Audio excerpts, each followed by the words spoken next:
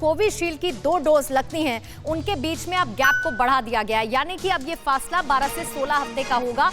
सरकार ने NTAGI की सिफारिश को मान लिया है।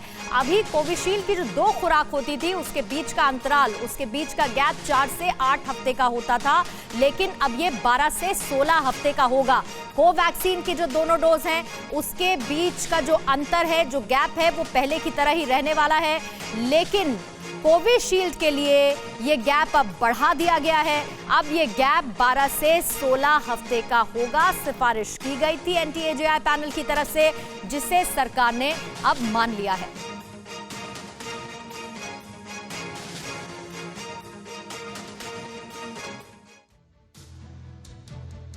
तो पिछले 4 महीने में 3 बार कोविशील्ड के डोज का अंतर बदला जा चुका है।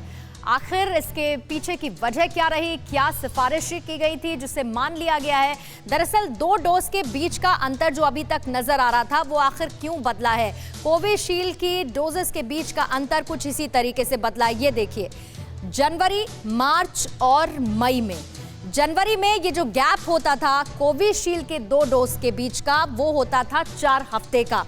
इसके बाद मार्च के महीने में फैसला लिया गया, इस गैप को और ज्यादा बढ़ा दिया गया, यानी कि अब जो मार्च के महीने में गैप डिसाइड हुआ वो 6 से 8 हफ्ते का गैप डिसाइड हुआ कोविशील्ड के दूसरी डोज को लेकर। और मई महीने में, यानी कि अभी का जो स्टेटस है, जो बड़ा फैसला कर लिया गया है, अब इसको बढ़ा दिया गया 12 से 16 हफ्ते, यानी कि 4 हफ्ते से 12 से 16 हफ्ते कोविशील्ड का दूसरी डोज का गैप बढ़ा दिया गया है। और इसकी सीधी सीधी एक वजह है, रिसर्च की गई और उसमें यह माना गया कि इम्यूनिटी डेवलप होती है एक लंबे गैप के बीच में, और इसी के साथ इस वैक्सीन की एफिकेसी भी बढ़ जाती है, और इसी के बाबत इस सिफारिश को माना गया और यह फैसला ले लिया गया।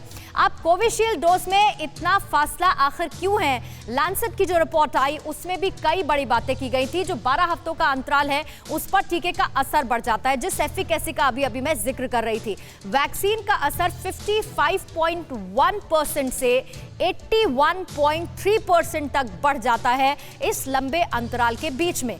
वैक्सीन 26.2% ज्यादा कारगर साबित होती है अगर अंतराल इतना बड़ा रखा जाए। यूके और कनाडा में दूसरी डोज 4 महीने बाद दी जाती रही है। लगातार इस पर रिसर्च हो रही थी और इसीलिए वहां पर यह गैप इतना ज्यादा रखा गया। 2 से 3 महीने का अंतर हो तो वैक्सीन 90% तक असरदार होती है। आधार पूनावाला भी इसका जिक्र कर चुके हैं। साइंटिस्ट लगातार इस पर रिसर्च कर रहे थे और अब फाइनली आकर यह फैसला लिया गया है मई के इस महीने में कि अब इस गैप को और बढ़ा दिया जाए, 12 से 16 हफ्ते कर दिया जाए।